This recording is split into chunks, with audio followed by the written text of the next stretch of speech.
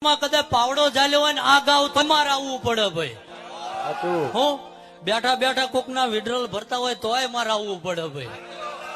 એટલે આ એની નાભીનો દુહો છે ઝાલા.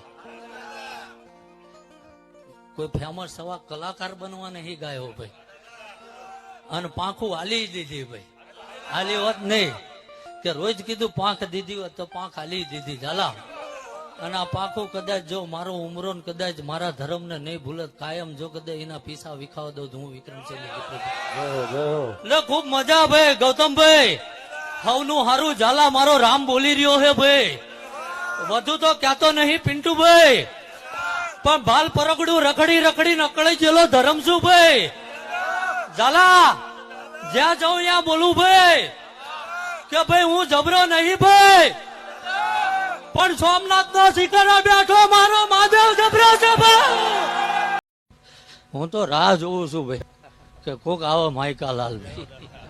શું કહું ભાઈ, એ બેલ ની જગ્યાએ જો હું તો 3 મહિના ના લટકાવું મન ધરમ ના ગયા હતા ભાઈ. ગોવિંદભાઈ મજા બોલું છું ભાઈ. શું કહું ભાઈ પ્રવીણભાઈ, અહીંયા આયાનું ભાઈ. અને અત્યારે તો કદાચ ઓનલાઈન ની દુનિયા છે ભાઈ. કદાચ ઘરે હુતા હુતા કોઈ જોતું હોય છે ને એના કદાચ કાને જો મારા શબ્દો પડ્યા હોય છે ભાઈ, અને એની કદાચ માઠી વેળા બને ભાઈ. શું કહું પ્રવીણભાઈ, જગતનું દેરું તો કદાચ પાંચોતે આવીને ઉભું રહે ભાઈ.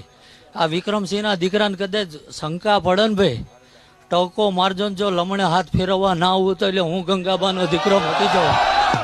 વગાડજો ભાઈ, ખૂબ મજા બોલું છું.